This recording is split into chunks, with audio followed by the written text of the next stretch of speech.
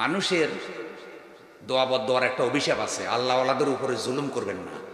ইসলাম প্রতিষ্ঠার কাজ যারা করে তাদেরকে যদি সমর্থন করতে নাও পারেন, অন্তত তাদের বিরোধিতা করিয়েন না, তাদের নামে মিথ্যা অপবাদ দিয়েন না, পত্রিকায় বক্তৃতায় তাদের ব্যাপারে মিথ্যা বলবেন না।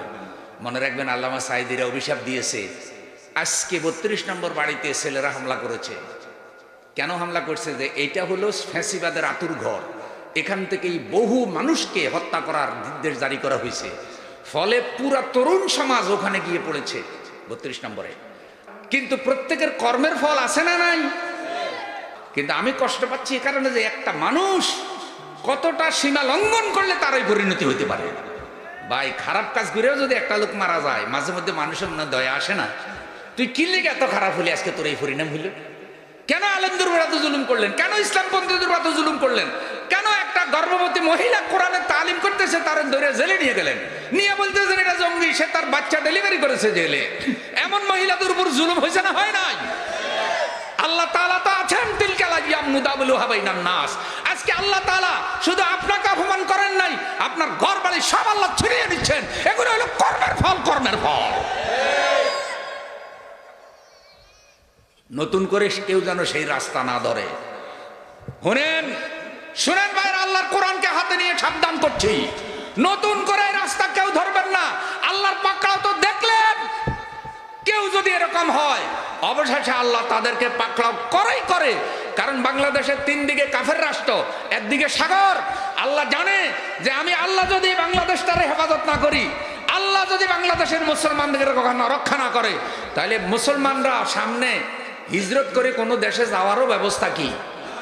অন্যান্য দেশ তো ভাষা রাষ্ট্র আছে, মুসলমানদের এই ব্যবস্থাও নাই। সুতরাং ইসলামের সাথে বেশি দুশ্মনী রাখবেন না। ইসলামের সাথে দুশ্মনী যদি বাড়াবাড়ি করেন, তাহলে আল্লাহ তাআলা কিন্তু কাউকে ছাড়বেন না।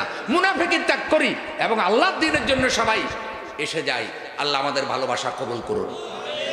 ছাত্রদেরকে দোয়া করি, তরুণদেরকে দোয়া করি, যে তরুণরা অন্যায় অবিচারের বিরুদ্ধে যেভাবে জ্বলে উঠেছে, সোনাগাজীর তরুণদেরকে অনুরোধ করি, অন্যায় অবিচার ছেড়ে দেন, সন্ত্রাস চাঁদাবাজি ছেড়ে দেন, কোরআনের রঙে রঙিন হন।